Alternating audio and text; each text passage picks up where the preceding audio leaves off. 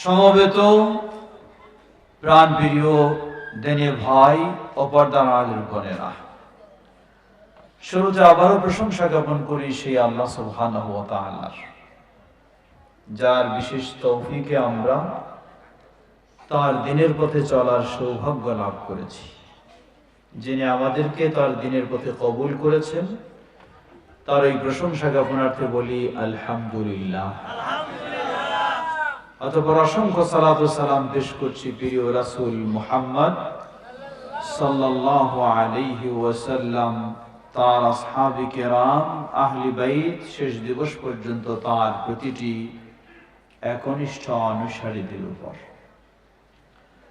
হাম সালাতের পরে কৃতজ্ঞতা জানাচ্ছি যারা অক্লান্ত পরিশ্রম করে সময় দিয়ে মসজিদের উন্নয়নে ভূমিকা রেখেছেন, এই মাহফিলে বিভিন্নভাবে মসজিদের জন্য সহযোগিতা দিয়েছেন।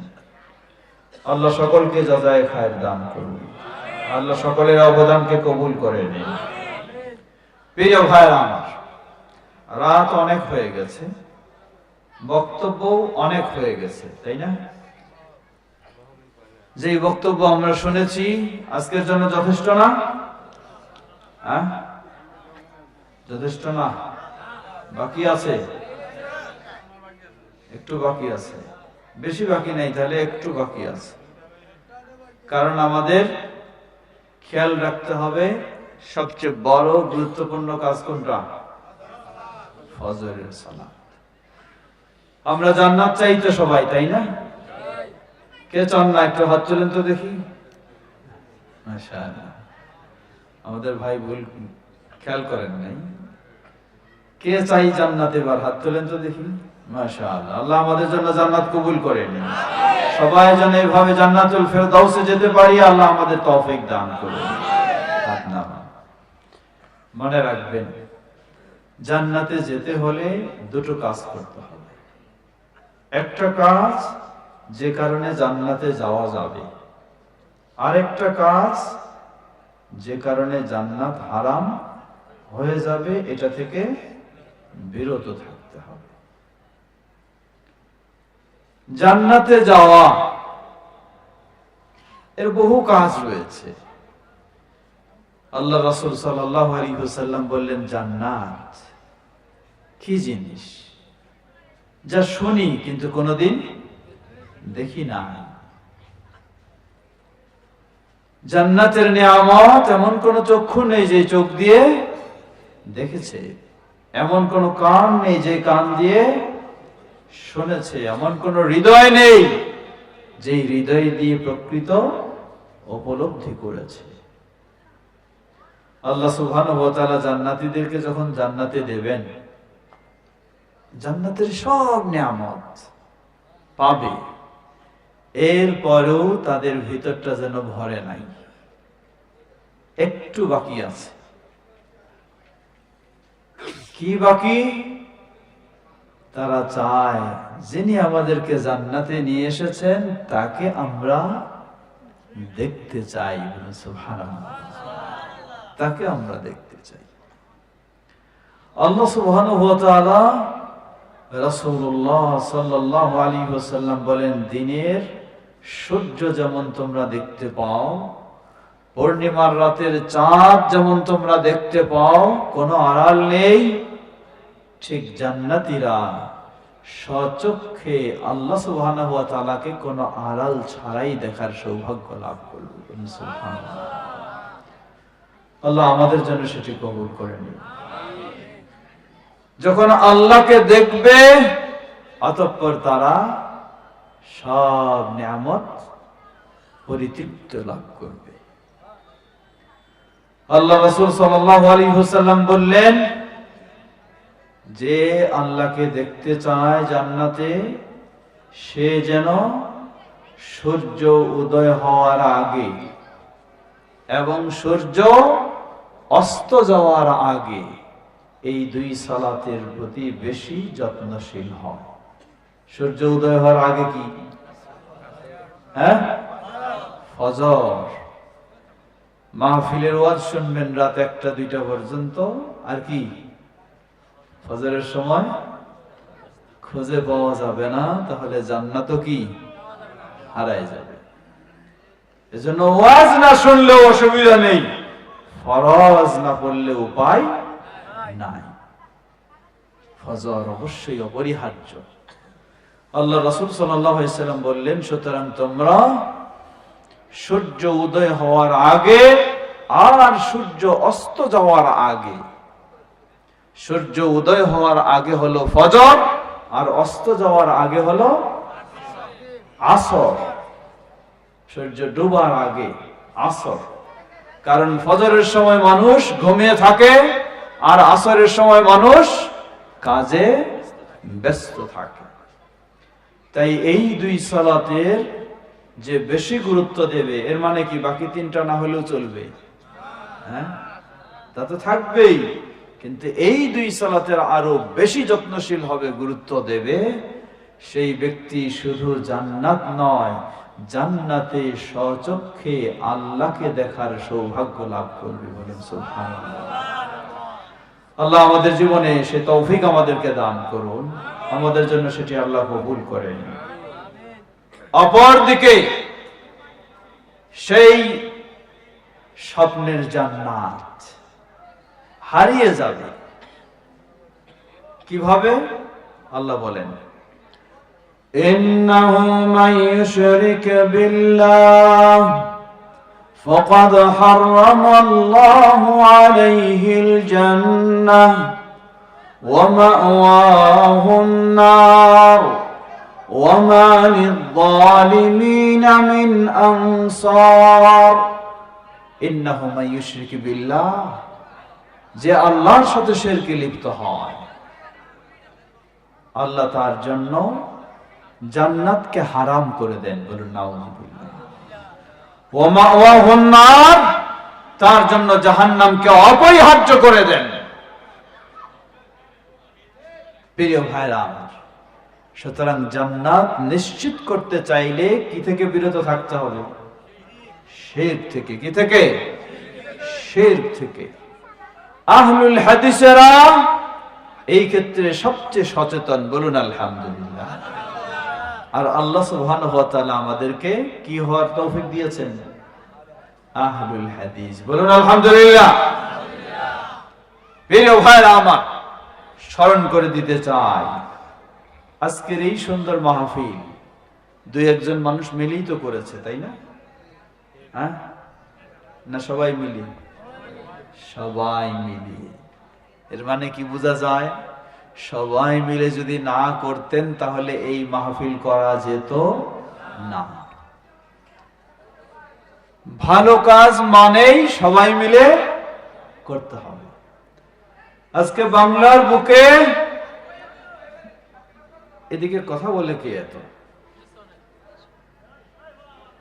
পেছনে কি দোকানপাট আছে নাকি?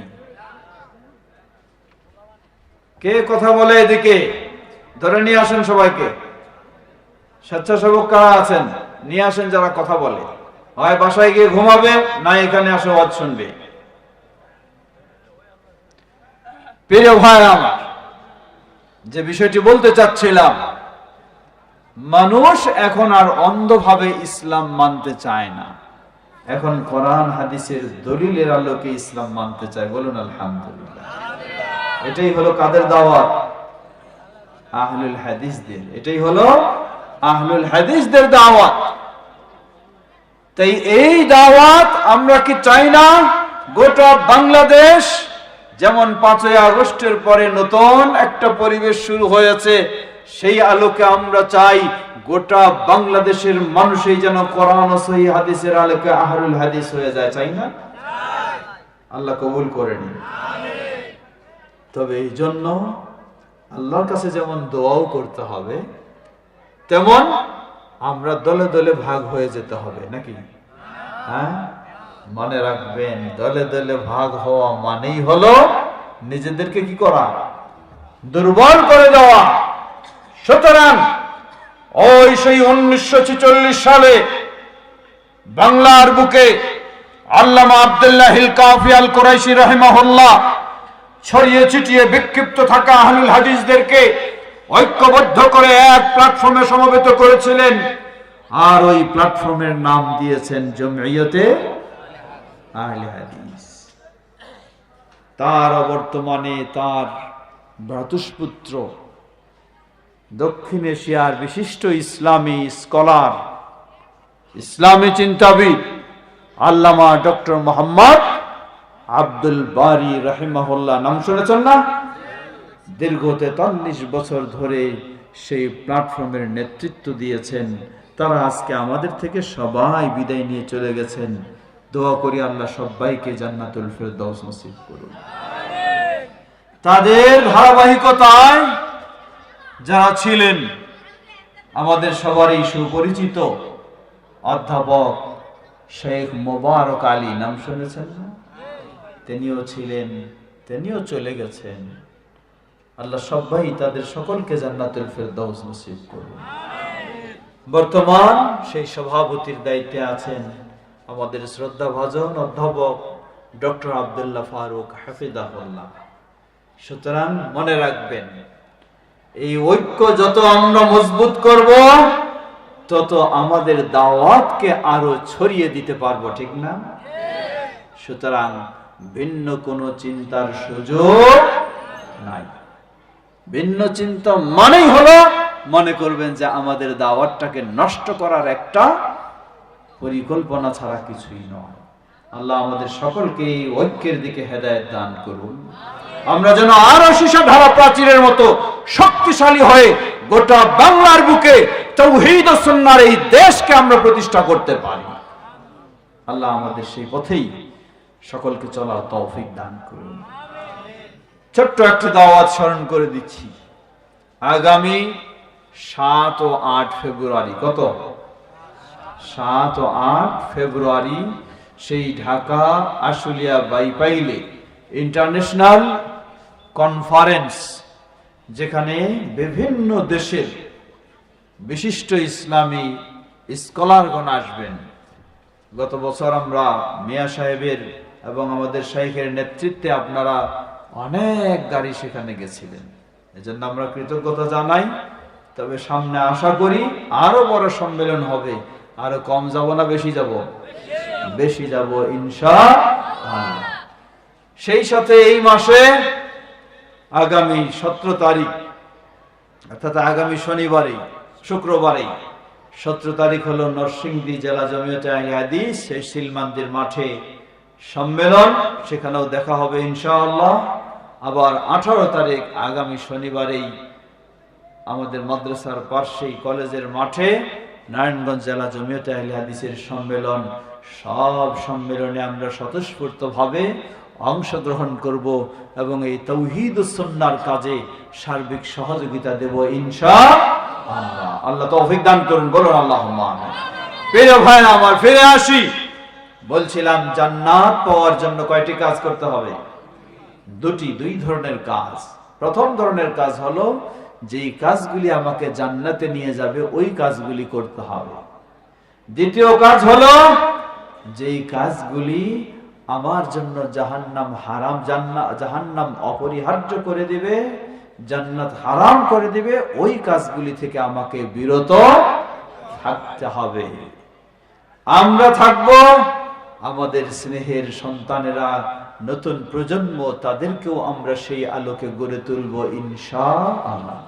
আল্লাহ রাব্বুল আলামিন বলেন, দেখুন,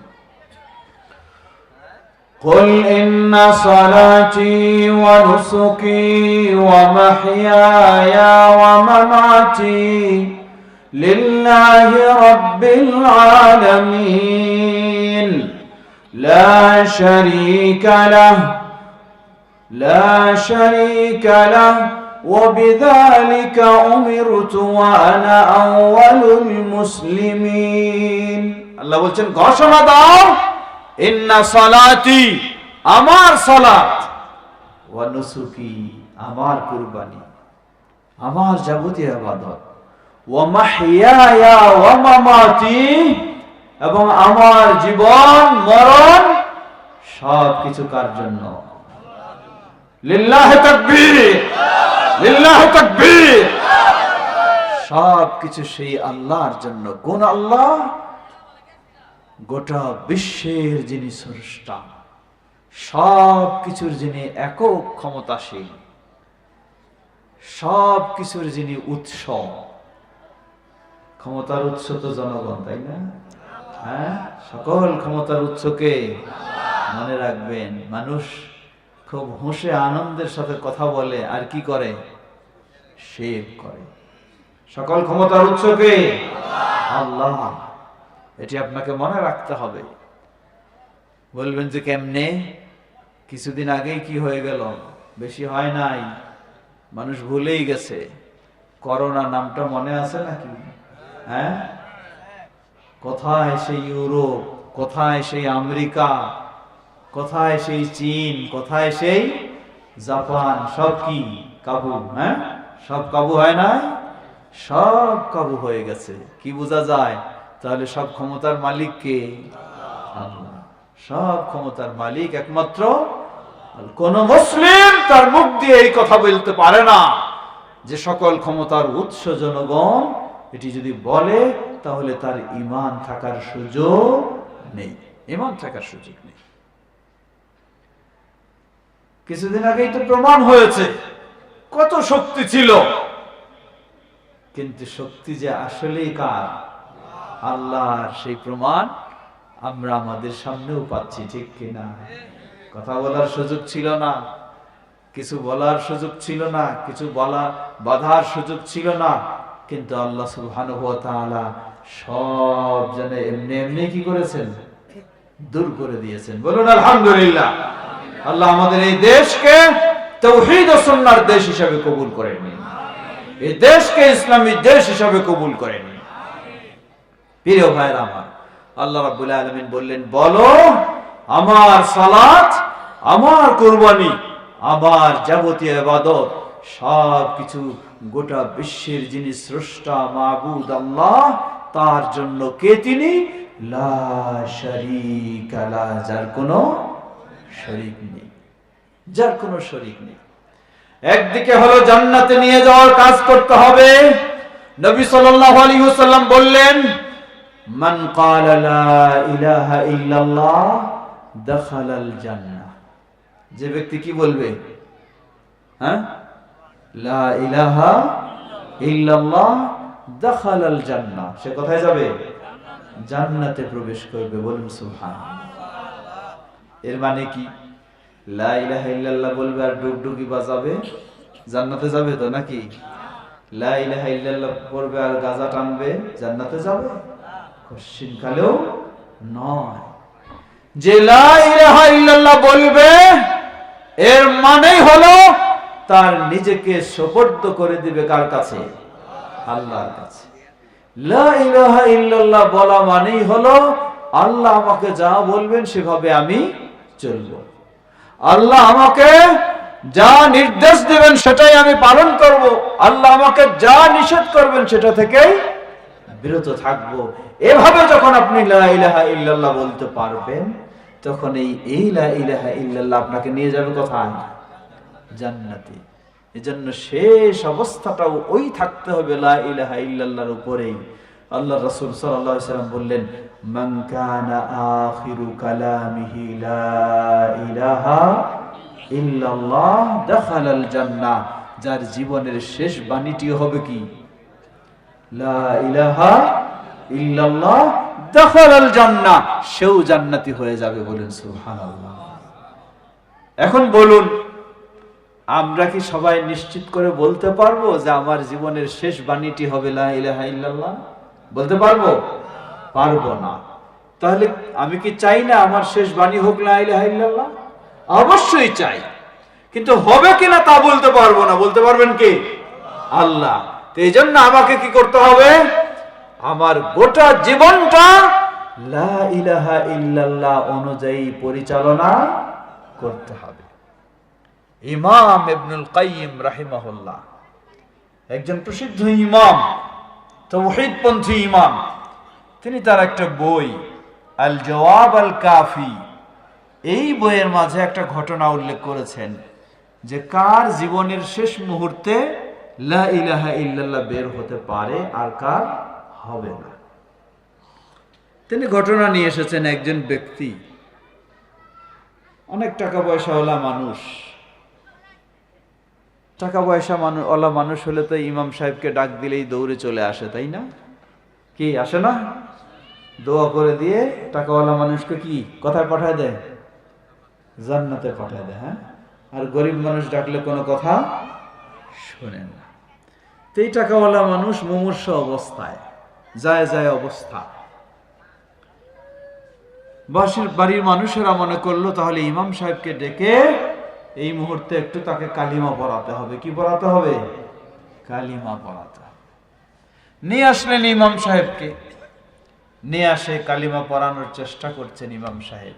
অনেক চেষ্টা করলেন, কিন্তু মুখ দিয়ে একবারও কালিমা বের হলো না। বের হলো 10 10 20, 20 20 40, এই হিসাব, অঙ্কের হিসাব তার মুখ দিয়ে বের হচ্ছে, কালিমা বের হয় না। এমনকি হিসাব করতে করতে সে দুনিয়া থেকে বিদায় নিয়ে চলে গেল। মৃত্যু ঘটে গেলে ইমাম সাহেব জিজ্ঞাসা করলেন, কি ব্যাপার, আপনারা আমাদেরকে ডাকলেন, আমরাও আসলাম, চেষ্টা করলাম এই লোকটার মুখ দিয়ে একটু কালিমা বের হোক, কিন্তু এত চেষ্টা করেও হলো না। সে তার এই অঙ্কের হিসাব করতে করতে তার জীবনটা বের হয়ে গেল। বাড়ির মানুষেরা বললেন যে তিনি তার জীবনে কালিমার কোনো ধার ধারতেন না, ধার ধারতেন সুদের অঙ্ক হিসাব করতে করতে তার জীবনটা কাটাইছে। কিসের হিসাব? সুদের অঙ্ক হিসাব করতে করতে তার জীবনটা শেষ করেছেন। এজন্য মৃত্যুর মুহূর্তেও তার মুখ দিয়ে কালিমা বের না হয়ে কিসের হিসাব বের হয়েছে? সুদের হিসাব। নাউযুবিল্লাহ। ভাবুন, একটু চিন্তা করুন। যুবকেরা মনে করে এখন তো কেবল আমি যৌবন বয়সে, গায়ের রক্ত গরম টকবক, কেন এখন সালাত পড়বো, কেন এখন দাড়ি রাখবো, কেন এখন দিন মেনে চলবো, আরো বয়স হোক তারপর আমি নামাজি হব। ও যুবক, তুমি জানো সকালবেলা বের হয়েছ, সন্ধ্যাবেলা যে তুমি বাড়িতে নাও ফিরতে পারো, ঠিক কিনা? তুমি কি জানো রাত্রে তুমি বিছানায় গেছো, সকালবেলা তুমি আবার তো বিছানা থেকে নাও উঠতে পারো, এই রাতের মধ্যেই তোমার বিদায় ঘটে যেতে পারে। তাহলে একটু ভেবে দেখো তুমি কোন অবস্থায় বিদায় নিয়েছো। নিশ্চয়ই তুমি বেনামাজি অবস্থায় বিদায় নিয়েছো, বেদীন অবস্থায় বিদায় নিয়েছো, অশ্লীল জগতে মগ্ন হয়ে তুমি দুনিয়া থেকে বিদায় নিয়েছো। সুতরাং মনে রাখবেন, কোন মুহূর্তে বিদায় এসে যায়, যদি আমি আমার বিদায়ী মুহূর্তে লা ইলাহা ইল্লাল্লাহ বের হোক এটা চাই, ঈমানের সাথে বিদায় হোক এটা চাই, নামাজি হিসাবে বিদায় হোক এটা চাই, তাহলে আমাকে প্রতিটি মুহূর্তে লা ইলাহা ইল্লাল্লাহর সাথে সম্পর্ক রাখতে হবে। প্রতিটি মুহূর্তে আমাকে সালাত আদায় করতে হবে। লক্ষ্য করুন, আল্লাহ রাসূল সাল্লাল্লাহু আলাইহি ওয়াসাল্লাম সুসংবাদ দিয়েছেন, কিয়ামতের কঠিন বিভীষিকাময় দিনে আল্লাহ সুবহানাহু ওয়া তাআলা 7 শ্রেণীর মানুষকে আল্লাহর আরশের ছায়াতলে স্থান দেবেন, যেদিন কোনো ছায়া বলে খুঁজে পাওয়া যাবে না। মানুষের মাথার উপরে খুবই সন্নিকটে হবে সূর্য, সেই সূর্যের তাপে মানুষের শরীর থেকে ঘাম বের হয়ে কারো পায়ের গোড়ালি পর্যন্ত, কারো হাঁটু পর্যন্ত, কারো মাজা পর্যন্ত, কারো বুক পর্যন্ত কেউ সেই ঘামে সাঁতরাতে থাকবে। ওই কঠিন ভয়াবহ পরিস্থিতিতে আল্লাহ সুবহানাহু ওয়া তাআলা এর ছায়া ছাড়া কোনো ছায়া থাকবে না, আর আল্লাহ তার ছায়ায় 7 শ্রেণীর মানুষকে স্থান দেবেন। বলুন সুবহানাল্লাহ। 7 শ্রেণীর মধ্যে এক শ্রেণীকে রাজুলুন কলবুহু মুআল্লাকুন বিল মাসাজিদ, ওই যুবক, ওই বৃদ্ধ, ওই ব্যক্তি, ওই নারী যার হৃদয়টা সব সময় ঝুলন্ত রয়েছে। কোথায়? বাজারে নাকি, না চায়ের দোকানে, নাকি মোবাইলে? হ্যাঁ, এখন তো সবার হৃদয়টা কিসে ঝুলন্ত? কখন মোবাইল খুলবে আর কখন দেখবে। আল্লাহ রাসূল সাল্লাল্লাহু আলাইহি ওয়াসাল্লাম বললেন, যার হৃদয়টা ঝুলন্ত রয়েছে কিসে? মসজিদে। বলুন সুবহানাল্লাহ। এশার সালাত আদায় করেছে, প্রয়োজনে তাকে মসজিদ থেকে বের হতে হলো, কিন্তু এখনো মনের ভিতর টান, কখন মুয়াজ্জিন ফজরের আজান দেবে, আবার আমি মসজিদে যাব, মসজিদে গেল, ফজর সালাত আদায় করলো, আবার তার প্রয়োজনে বের হতে হবে, কিন্তু মনের ভিতরে টান রয়েছে কখন মুয়াজ্জিন জোহরের আজান দিবে, আমি জোহরে যাব। আবার বের হয়েছে সালাত শেষ করে, কিন্তু মনের ভিতরে সেই টান রয়েছে কখন মুয়াজ্জিন আসরের আজান দেবে, আমি আবার মসজিদে যাব, মসজিদে গেলেই সে শান্তি পায়, মসজিদে গেলেই যেন সে জান্নাতের পরিবেশ অনুভব করতে পারে। সুবহানাল্লাহ। এমনই যার মনটা হবে, সেই ব্যক্তির স্থান হবে কিয়ামতের কঠিন বিভীষিকাময় দিনে আল্লাহর আরশের ছায়াতলে। বলুন সুবহানাল্লাহ। আল্লাহ আমাদেরকে তাদের মধ্যে কবুল করে নিন। আল্লাহ আমাদেরকে ওই রকম ব্যক্তি হওয়ার তৌফিক দান করুন। কয়েকটি উপকার। প্রথম, আপনি যদি এইরকম আপনার মানসিকতাকে তৈরি করে ফেলতে পারেন, তাহলে কঠিন বিভীষিকাময় দিনে আল্লাহর আরশের ছায়াতলে আপনার স্থান হবে। দ্বিতীয়, যখন একটার পর একটার সালাত আছেই, আল্লাহর রাসূল সাল্লাল্লাহু আলাইহি ওয়াসাল্লামের সুসংবাদ অনুযায়ী তিনি বলেন, জেনে রাখো, as-salawatul khams mukaffiratun lima bainahunna, পাঁচ ওয়াক্ত সালাত যে ব্যক্তি নিয়মিত আদায় করে, জোহর আদায় করলো, এরপরে আসর করবে, আসর করলো, এরপরে মাগরিব করবে, তাহলে এই সময়ের মাঝে যদি সে কবিরা গুনাহ থেকে বেঁচে থাকতে পারে, তাহলে উভয়ের মাঝে যত সগীরা গুনাহ হবে আল্লাহর কাছে ক্ষমাও চাইতে হবে না, আল্লাহ অটোমেটিক ভাবে ক্ষমা করে দেবেন। ক্ষমাও চাইতে হবে না, অটোমেটিক ক্ষমা হয়ে যাবে। আর এই অবস্থায় যদি আপনার মৃত্যু হয়, সুবহানাল্লাহ, তখনই আপনি একজন নামাজি হিসাবে, নিষ্পাপ হিসাবে আল্লাহ রাব্বুল আলামিনের সাক্ষাৎ সুযোগ হবে, আপনার জন্য জান্নাত অপেক্ষা করছে। বলুন সুবহানাল্লাহ। প্রিয় ভাইরা আমার, তাই আমাদেরকে মনে রাখতে হবে, জান্নাত তথা জীবনের শেষ মুহূর্তে লা ইলাহা ইল্লাল্লাহ এটি যদি আমার মুখ দিয়ে বের করতে চাই, তাহলে আমাকে প্রতিটি মুহূর্তেই লা ইলাহা ইল্লাল্লাহর সম্পর্কে বা সংস্পর্শে, সেই আলোকে আমার জীবনটাকে গড়ে তুলতে হবে। তাহলে ইনশাআল্লাহ আমার পক্ষে সম্ভব হবে জান্নাতে যাওয়া। আল্লাহ আমাদের সকলকে সে তৌফিক দান করুন। বলুন আল্লাহুম্মা। বিশেষ করে মানুষ ভুল ত্রুটি করতে পারে, গুনাহ করতে পারে, অসম্ভব কিছুই নয়। গুনাহ হবে না মানুষের? অবশ্যই হতে পারে। কারণটা কি? ইবলিস আমাদের চতুর্দিকে আমাদেরকে কি করেছে? আবদ্ধ করে রেখেছে। ডানে যেতে চাইবেন সেদিক থেকে বাধা, বাম দিকে যেতে চাইবেন সেদিক থেকে বাধা, সামনে যেতে চাইবেন সেদিক বাধা, পিছনের দিকে যেতে চাইবেন সেদিক বাধা, চতুর্দিক থেকে বাধা দিয়ে শয়তান আপনাকে অন্যায়ের দিকে নিয়ে যেতে চায়। কিন্তু একজন মুসলিম যখন আপনি আল্লাহকে ভয় করবেন, আর এই চতুর্দিকে শয়তানের আক্রমণের কারণে বিভিন্ন গুনাহ আপনার হতে পারে, কিন্তু যখন আপনি সবচেয়ে মানুষের জীবনের সবচেয়ে বড় গুনাহ শিরক থেকে বেঁচে থাকতে পারবেন, তাহলে আপনার জন্য সুসংবাদ। আল্লাহ বলেন, ইয়া ইবনা আদম লাউ আতাইতানি বিকুরাবিল আরদি খাতায়া ওয়া লাম তুশরিক বি লাআতাইতুকা বিকুরাবিহা মাগফিরা।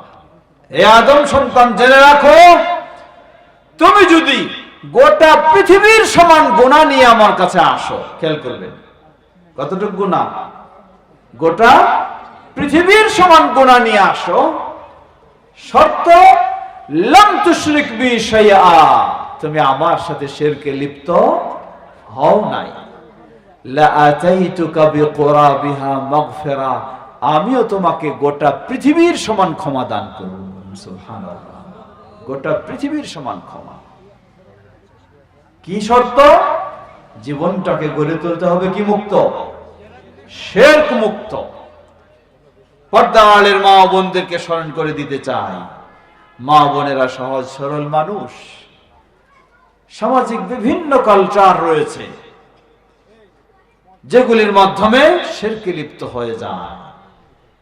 এজন্য আমাদের প্রয়োজন আমাদের সন্তানদেরকেও শিরক মুক্ত করার জন্য তাদেরকে শিক্ষা দেওয়া। আল্লাহ রাব্বুল আলামিন বলেন, وَإِذْ قَالَ لُقْمَانُ لِابْنِهِ وَهُوَ يَعِظُهُ يَا بُنَيَّ لَا تُشْرِكْ بِاللَّهِ إِنَّ الشِّرْكَ لَظُلْمٌ عَظِيمٌ। স্মরণ করুন, লোকমান যখন তার কলিজার টুকরা প্রিয় বৎসকে উপদেশ দিতে গিয়ে বললেন, হে প্রিয় বৎস, লা তুশরিক বিল্লাহ, তুমি কি করো না? আল্লাহর সাথে শিরক করো না, কারণ ইন্নাশ শিরকা লাযুলমুন আযীম, পৃথিবীর বুকে মহা অন্যায়ের নাম কি? শিরক। তাই আমাদের দায়িত্ব শিরক থেকে বিরত থাকবো, আমাদের কলিজার টুকরাদেরকেও শিরক থেকে মুক্ত রাখবো। এভাবেই যদি আমরা আমাদের জীবনটাকে গড়তে পারি, আল্লাহ আমাদের জন্য কি সুসংবাদ দিয়েছেন? আল্লাহ বলেন, ইন্নাল্লাযীনা ক্বালু রাব্বুনাল্লাহ সুম্মা ইসতাকামু তাতানাজ্জালু আলাইহিমুল মালায়েকা আল্লা তাখাফু ওয়া লা তাহজানু وَأَبْشِرُوا بِالْجَنَّةِ الَّتِي كُنتُمْ تُوعَدُونَ। আল্লাহ বলছেন, ইন্নাল্লাযীনা ক্বালু রাব্বুনাল্লাহ, যারা বলে আমাদের রবকে, বলুন রবকে, আল্লাহ। এই আল্লাহর তাওহীদের প্রতি যারা বিশ্বাসী, সুম্মা ইসতাকামু, জীবনের শেষ মুহূর্ত পর্যন্ত এই তাওহীদের উপরে অটল থাকে, শিরক মুক্ত থাকে। আপনি মুমূর্ষ অবস্থায় পৌঁছে গেছেন, আপনার কাছে আল্লাহর বিশেষ ফেরেশতা বাহিনী এসে উপস্থিত। বলুন সুবহানাল্লাহ। ফেরেশতা এসে আপনাকে বলবে, আল্লাহ তাখাফু ওয়া লা তাহজানু, তোমরা তো তাওহীদের উপরে ছিলে, আল্লাহর আনুগত্যের উপরে ছিলে, শিরক থেকে মুক্ত ছিলে, সুতরাং কোনো ভয়ের কারণ নেই, কোনো দুশ্চিন্তার কারণ নেই। ওয়া আবশিরু বিল জান্নাতিল্লাতী কুনতুম তুআদুন, তোমাদেরকে যেই জান্নাতের প্রতিশ্রুতি দেওয়া হয়েছে, সেই জান্নাত তোমাদের জন্য অপেক্ষা করছে, মৃত্যু হলেই তোমরা জান্নাতে যাবে। বলুন সুবহানাল্লাহ। প্রিয় ভাইরা আমার, পর্দার আড়ালের মা বোনেরা, আমরা যেন সেভাবেই শিরক মুক্ত থেকে তাওহীদের উপর প্রতিষ্ঠিত হয়ে, সুন্নাহর উপর প্রতিষ্ঠিত হয়ে, বিদআত মুক্ত হয়ে জান্নাতের পথে অগ্রসর হতে পারি। আল্লাহ আমাদের সকলকে সে তৌফিক দান করুন। পর্দার আড়ালের মা বোনদেরকে সংক্ষিপ্ত ছোট্ট একটি হাদিস, যেটি আমি স্মরণ করে দিই সব সময়। নারীদের জন্য জান্নাতে যাওয়া পুরুষের চেয়ে কঠিন না সহজ? সহজ। আল্লাহ রাসূল সাল্লাল্লাহু আলাইহি ওয়াসাল্লাম বললেন, নাইয়ু ইমরাতিন সাল্লাত খামসাহা, কোন মুসলিম নারী যদি দিনরাত 24 ঘন্টায় কয় ওয়াক্ত সালাত? 5 ওয়াক্ত সালাত আদায় করে, ওয়াসামাত শাহরাহা, রমাদানের সিয়াম পালন করে, ওয়া হাফিজাত ফারজাহা, এবং পর্দার সাথে চলে নিজের সতীত্ব সংরক্ষণ করে। পর্দা ফরজ না নফল? ফরজ। ওয়া আতাআত বালাহা, এবং স্বামীর সাথে ভালো আচরণ করে, স্বামীর সাথে ভালো ব্যবহার করে। এই 4টি বৈশিষ্ট্য যদি কোনো মুসলিম নারীর মাঝে থাকে, ওই মুসলিম নারীকে দুনিয়ার জীবনে সে যতই কষ্টে থাকুক না কেন, যতই অভাবে থাকুক না কেন, যদি সে এই 4টি বৈশিষ্ট্য অর্জন করতে পারে, কিয়ামতের কঠিন বিভীষিকাময় দিনে ওই মুসলিম নারীকে বলা হবে, কিলা লাহা দুখুলিল জান্নাতা বিআইয়ি বাবিন শি'তি, তোমার জীবনে, দুনিয়ার জীবনে কষ্ট করে সালাত আদায় করেছো, সিয়াম পালন করেছো, পর্দার সাথে জীবন যাপন করেছো, স্বামীর সাথে ভালো আচরণ করেছো, অনেক ধৈর্যের পরিচয় দিয়েছো, তাই তোমার জন্য তোমার সামনে জান্নাতের সব দরজাগুলি খুলে দেওয়া হয়েছে। যেই দরজা দিয়ে ইচ্ছা হয় তুমি সেটি দিয়ে জান্নাতে প্রবেশ করো। বলুন সুবহানাল্লাহ। প্রিয় মা বোনেরা, কত সহজ ইসলাম আপনাদের জন্য জান্নাতের পথ সহজ করে দিয়েছে। তবে মনে রাখতে হবে, কি থেকে বিরত থাকতে হবে? শিরক থেকে বিরত থাকতে হবে। তাহলে এই জান্নাত আমাদের জন্য নিশ্চিত হবে ইনশাআল্লাহ। আমরা যেন সবাই আমাদের জীবনটাকে সেভাবে গড়ে তুলতে পারি। আল্লাহ আমাদের সকলকে সে তৌফিক দান করুন। বলুন আল্লাহুম্মা। কথা দীর্ঘ করতে চাই না, যে এই মসজিদের উন্নয়নের জন্য আজকে এই সম্মেলন, আমরা সবাই চেষ্টা করব এই মসজিদের উন্নয়নে ভূমিকা রাখবো তো ইনশাআল্লাহ। মনে রাখবেন, মসজিদ আপনি ধনী হন গরিব হন সবারই এটি একটি জান্নাত পাওয়ার, শুধু জান্নাত নয়, জান্নাতে অট্টালিকা তৈরি করে নেওয়ার একটি মাধ্যম। বলুন সুবহানাল্লাহ। আল্লাহ রাসূল সাল্লাল্লাহু আলাইহি ওয়াসাল্লাম বলেন, মান বানা লিল্লাহি মাসজিদা বানাল্লাহু লাহু বাইতান ফিল জান্নাহ। যে মসজিদ আল্লাহর জন্য সন্তুষ্টির জন্য মসজিদ নির্মাণ করে, আল্লাহ এর বিনিময়ে তার জন্য জান্নাতে অট্টালিকা তৈরি করে দেন। বলুন সুবহানাল্লাহ। কি বিশাল সম্পদ। আপনি বলবেন, আমি তো গরিব মানুষ, আমি রিকশা চালাই খাই, আমি দিন মজুর করে খাই, আমার তো তেমন টাকা পয়সা নেই। কোনো অসুবিধা নেই। একজনের 1 লক্ষ টাকা হতে পারে আপনার 10 টাকা সেই 1 লক্ষেরও সমান। কি ঠিক কিনা? অবশ্যই হতে পারে। কারণ আপনার যদি আপনি 10 টাকা দান করেন, এর মানে গোটা দিনে যা উপার্জন করেছেন সব ব্যয় হয়ে গেছে, 10 টাকাও আপনার পকেটে নাই, এরপরও আপনি 10 টাকা বের করে মসজিদে দিলেন। আর একজনের হয়তো কোটি কোটি টাকা রয়েছে, সে যদি 1 লক্ষ টাকা দেয়, তাহলে ওই 1 লক্ষের চেয়েও আপনার এই 10 টাকাও কি হতে পারে? আল্লাহর কাছে অনেক মূল্য হতে পারে। সুতরাং কেউ কখনো নিজেকে ছোট মনে করবেন না, নিজেকে তুচ্ছ মনে করবেন না যে আমি তো গরিব মানুষ, কি দিতে পারবো। কোনো অসুবিধা নেই, আপনাকে আল্লাহ যতটুকু সামর্থ্য দিয়েছেন ততটুকুই দিবেন। দ্বিতীয়, আপনার যদি 10 টাকাও দেওয়ার সামর্থ্য নেই, কিন্তু এতটুকু রয়েছে, আপনি একজন মানুষকে চিনেন, জানেন, তার সামর্থ্য রয়েছে, ওই ব্যক্তিকে শুধু বললেন, ভাই আমাদের এই মসজিদটা হলো তাওহীদের মসজিদ, এই মসজিদটা হলো সুন্নাহর মসজিদ, এখানে শিরকি কাজ হয় না, এখানে বেদাতি কাজ হয় না, আপনি এখানে কিছু অনুদান দেন। আপনার কথা বলার কারণে ওই ব্যক্তি এখানে 10,000 বা 20,000 টাকা দিল। নবী সাল্লাল্লাহু আলাইহি ওয়াসাল্লাম বলেন, মান দাল্লা আলা খাইরিন ফালাহু মিসলু আজরি ফাইলি। যে যাকে ভালো কাজের পথ দেখাবে, সে ভালো কাজ করে যে সওয়াব পাবে, যিনি পথ দেখালেন আল্লাহ তাকে সমান সওয়াব দান করবেন। মানে আপনার দেওয়ার কিছুই নেই, কিন্তু আরেকজনকে বলে যদি 10,000 টাকা দেওয়াতে পারেন, উনি 10,000 টাকা দিয়ে যে সওয়াব পাবেন, আল্লাহ আপনাকে 10,000 এই সমান সওয়াব দান করবেন। অতএব সেই পথ আমরা অবলম্বন করে আমাদের এই মসজিদকে সুন্দর করার চেষ্টা করব, এর মাধ্যমে আমাদের জান্নাতের পথ সুন্দর করে নেওয়ার চেষ্টা করব।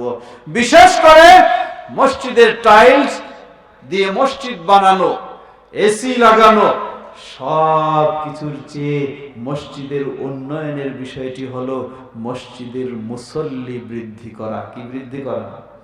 মসজিদের মুসল্লি বৃদ্ধি করা, মুসল্লিদের সালাতের মান সুন্দর করা, এটি হলো সবচেয়ে গুরুত্বপূর্ণ বিষয়। মসজিদে একজনের টাকা আছে, এসে বানাই দিতে পারে, কিন্তু সমাজের মানুষেরা যদি মসজিদে এসে 5 ওয়াক্ত সালাত জামাতে আদায় না করে, তাহলে এই মসজিদের কোনো মূল্য নেই। মনে রাখবেন, মসজিদের উন্নয়নটা, আসল উন্নয়ন হলো মুসল্লি যত বৃদ্ধি হয়। তাই যেমনই ভাবে পরস্পরের সহযোগিতা দিয়ে মসজিদের বিল্ডিং আমরা করব, ঠিক তেমনই ভাবে পরস্পরের সহযোগিতা দিয়ে মসজিদের মুসল্লি বাড়ানোর চেষ্টা করব। তো ইনশাআল্লাহ অবশ্যই করতে হবে। আপনার সামনে দিয়ে কেউ যাচ্ছে, আপনি মসজিদের দিকে চলছেন, আরেকজনকে বলুন যে ভাই চলো মসজিদে যাই। আপনি যদি একদিন বলেন শুনবে না, দ্বিতীয় দিন বলেন শুনবে না, তৃতীয় দিন বললে ওই ব্যক্তিটা একটু ভাববে, আসলে সে বারবার আমাকে বলছে, আমি কেন যাচ্ছি না, আমার তো যাওয়া দরকার। তার ভিতরে একটা যাওয়ার চিন্তা অটোমেটিক হয়ে যাবে। আল্লাহ রাসূল সাল্লাল্লাহু আলাইহি ওয়াসাল্লাম বললেন, আপনি তাকে বলে মসজিদে নিয়ে এসেছেন, আর এই লোকটা সালাত আদায় করে যত সওয়াব পাবে, আল্লাহ আপনাকে সমান সওয়াব দান করবেন। সুবহানাল্লাহ।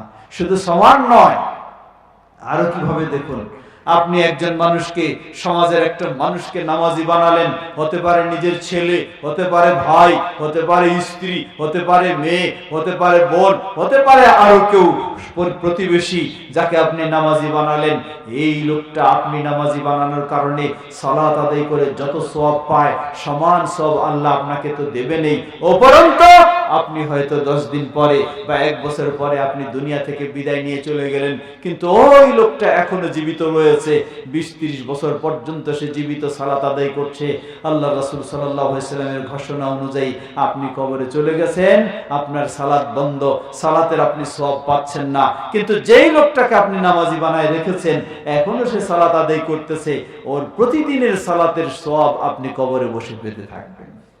সুবহানাল্লাহ। তাই প্রিয় ভাইরা আমার, আসুন আমরা চেষ্টা করব আমাদের সন্তানদেরকে, সমাজের সবাইকে আমরা যদি টার্গেট নেই, তাহলে ইনশাআল্লাহ সবাইকে নামাজি বানাতে পারবো ইনশাআল্লাহ। কি পারবো না ইনশাআল্লাহ? বলুন ইনশাআল্লাহ। আল্লাহ বরকত দেবেন ইনশাআল্লাহ। বিশেষ করে প্রতিটি ঘরে নতুন প্রজন্ম যারা রয়েছে তাদেরকে অবশ্যই আমাদেরকে চেষ্টা করতে হবে, কারণ এই সন্তানদেরকে যতই আমরা নামাজি বানানোর চেষ্টা করব, ততই আমাদের সমাজ আরো সুন্দর হবে, প্রতিটি ঘর সুন্দর হবে। আজকে শুনতেছেন অমুকের বাড়িতে তার ছেলে মেয়েরা বাবা মার সাথে ভালো আচরণ করে না, অমুকের বাড়িতে ছেলেরা তার মাকে বের করে দিয়েছে, তার বাবাকে কষ্ট দিয়েছে। সত্যিই যদি প্রতিটি ঘরের সন্তানের নামাজি হতো, তাহলে বাবা মাকে কষ্ট দিত না। তাই যতই আমরা আমাদের সন্তানদেরকে নামাজি বানাতে পারবো, এরাই হবে দুনিয়ার জীবনে ভালো সন্তান, আখিরাতের জীবনে ভালো সন্তান। সমাজ ভালো হবে, দেশের নাগরিক হিসাবেও তারা ভালো হবে। আমাদের সব দিক দিয়ে আমরা সফল হতে পারবো ইনশাআল্লাহ। আমরা যেন সে পথে অগ্রসর হতে পারি, আল্লাহ আমাদের সবাইকে সে তৌফিক দান করুন। বলুন আল্লাহুম্মা আমিন। কথা দীর্ঘ না করে শেষ করতে চাই। পরিশেষে আবারও এই মসজিদের জন্য যারা জায়গা দিয়েছেন, বিশেষ করে আমাদের ভাই জামাল উদ্দিন মোল্লা, আমি শুনেছি তিনি বড় অংশ একটি জায়গা দিয়েছেন, এবং আরো যারা যেভাবে এই মসজিদের পিছনে অবদান রেখেছেন, আল্লাহ সকলের এই অবদানকে কবুল করে এর বিনিময়ে সকলকে জান্নাতুল ফেরদাউসে অট্টালিকা দান করুন। আর আমরা যেন মসজিদ বানায় শেষ নয়, আমরা যেন সবাই নিজেরা মসজিদের মুসল্লি হতে পারি, সমাজের সব মানুষদেরকে মসজিদের দিকে নিয়ে আসতে পারি, নামাজি বানাতে পারি। আল্লাহ আমাদের সকলকে সে তৌফিক দান করুন। শুধু নামাজি হলে নয়, নামাজি যেন রাসূল সাল্লাল্লাহু আলাইহি ওয়াসাল্লামের নির্দেশে সাল্লু কামা রাআইতুমুনি ওয়াসাল্লি, তোমরা সেভাবেই সালাত আদায় করো যেভাবে তোমরা আমাকে সালাত আদায় করতে দেখেছ। সেই সুন্দর সালাত যেন আমরা নিজেরাও আদায় করব, আমাদের নতুনদেরকেও সেই শিক্ষা দিয়ে আমরা আমাদের জীবনকে, আমাদের ঈমানকে, আমাদের আদর্শকে আরো সুন্দর করার চেষ্টা করব। আল্লাহ আমাদের সবাইকে সে তৌফিক দান করুন। আমাদের মাঝে উপস্থিত অনুপস্থিত সকল অসুস্থদেরকে আল্লাহ পরিপূর্ণ সুস্থতা দান করুন। বিপদগ্রস্তদেরকে আল্লাহ বিপদ থেকে মুক্তি দান করুন। বিশ্বব্যাপী নির্যাতিত মাজলুম মুসলিমদেরকে আল্লাহ হেফাজত করুন। সেই ফিলিস্তিন সহ সর্বত্র নির্যাতিত মাজলুম মুসলিমদেরকে আল্লাহ হেফাজত করুন, এবং সেই ঘাতক সন্ত্রাসীদেরকে, তাদের ষড়যন্ত্রে আল্লাহ তাদেরকে ধ্বংস করে দিন। আল্লাহ আমাদের এই ক্ষুদ্র ছোট্ট দেশকেও আল্লাহ হেফাজত করুন। এ দেশের সকলকে ইসলামের পথে আল্লাহ হেদায়েত দান করুন।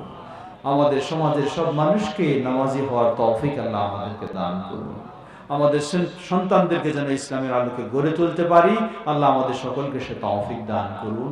আমরা সকলেই যেন ঐক্যবদ্ধ হয়ে আমাদের দাওয়াতি কাজ, আমাদের বাংলাদেশ জমিয়ত আহলে হাদিসের এই তাওহীদ ও সুন্নাহর দাওয়াতি কাজ সবাই যেন ঐক্যবদ্ধ হয়ে কাজ করতে পারি, আল্লাহ আমাদের সকলকে সে তৌফিক দান করুন। এ বলে আমি আজকে শেষ করতে চাই। রব্বানা আতিনা ফিদ দুনিয়া হাসানাতাও ওয়া ফিল আখিরাতি হাসানাতাও ওয়া কিনা আযাবান নার। সুবহানা রাব্বিকা রাব্বিল ইজ্জাতি আম্মা ইয়াসিফুন ওয়া সালামুন আলাল মুরসালিন والحمد لله رب العالمين. سبحانك اللهم وبحمدك أشهد أن لا إله إلا أنت واستغفرك وأتوب إليك. والسلام عليكم ورحمة الله وبركاته. ما شاء الله, جزاه الله أحسن الجزاء. সম্মানিত উপস্থিতি,